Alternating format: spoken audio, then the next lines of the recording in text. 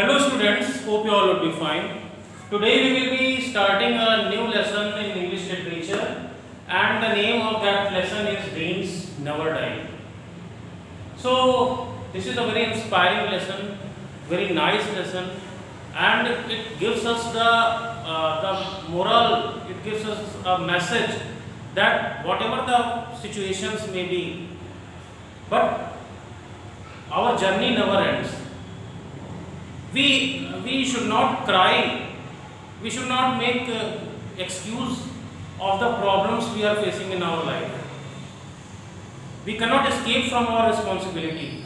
We have to face the responsibility. We have to meet out with our responsibility.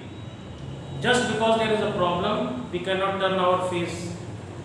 So that's what the message is there. That's what the title is there. Dreams never die.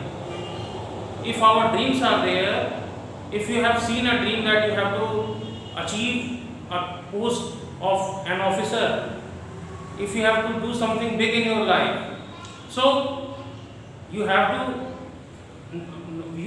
go ahead, no matter what is going on, what problem is there, any you just get injured, you get any financial situation, any financial crisis is there, or anything in family problem, no one will listen to your problem. You have to be sincere towards your efforts. This is the part of life. This is the message of the story. Very nice story it is. So first I want to summarize you about the story. The story is that there is a girl whose name is Valerie. Valerie is coming with her father from somewhere, and suddenly it starts raining heavily, and she starts to feel nice, and she just takes her hands out of the car and for enjoying the rain. Suddenly a next car passes by that car, and her hand was sandwiched between the two cars, and she lost her conscious.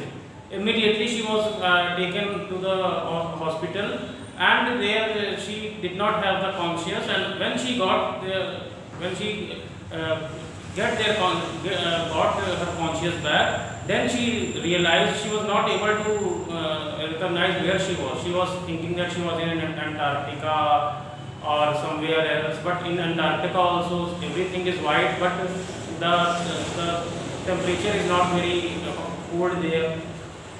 Antarctican island is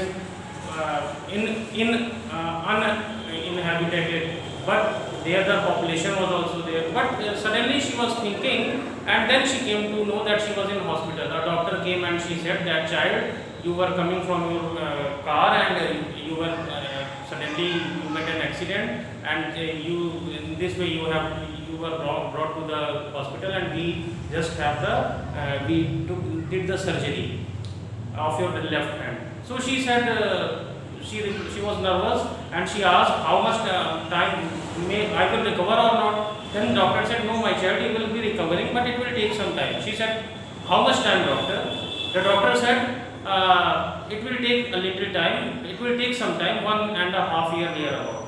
She became nervous because her father had just nominated her, filled the form for a scholarship in London. Some music academy was there, a renowned music academy, and she had to participate there and get the scholarship.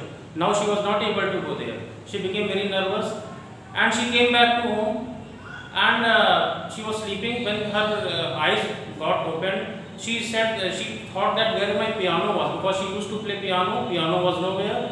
She understood that my parents would have taken the piano off from my room, so that if I will see the piano, then I will become sad that I am not able to play. That's why my parents had certainly they would have removed the piano from this room.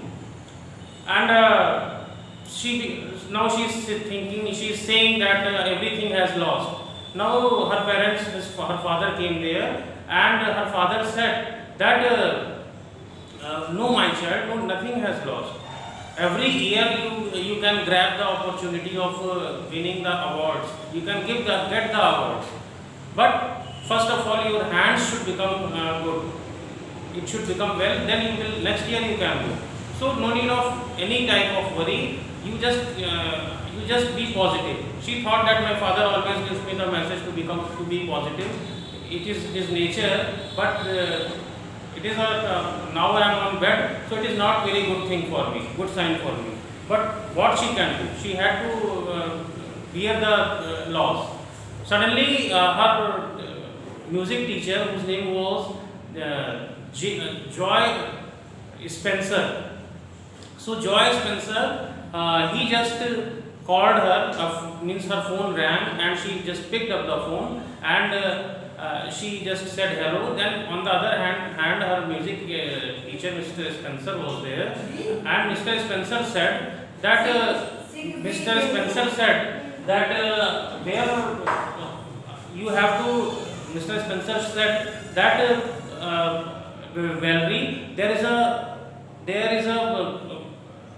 post of music teacher in my school, music school, and you can join me. She replied her that, sir, I have met such and such an accident, and how can I do it? She said, yes, your mother told me, your father told me, but for the meantime, when you are on bed, means for your rest, just join for that 1.5 years, and then when you recover, you recover back, you can build your career. Then half-heartedly means with a not very positive approach. She said yes, okay, and then she said her teacher said that I will be sending you the notification of the job, the cutting of the paper. So she said okay, and after some time she was sitting there. After some time her friend's phone came. Her friend's name was Jane. She also asked, how are you, Valerie? She said, I am not fine. She said, why don't you join the class of your music teacher?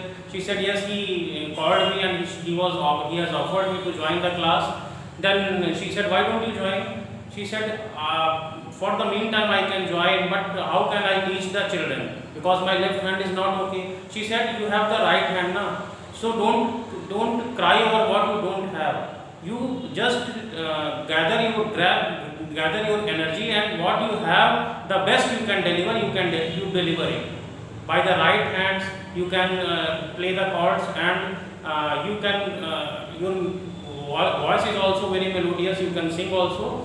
So she said okay. Now she started to give the education in a music teacher's school, and she enjoyed the life.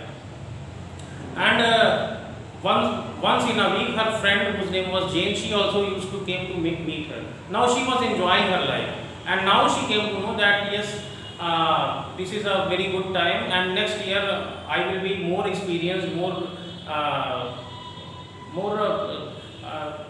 such type of spirit can come inside me, that I can grab the award next year.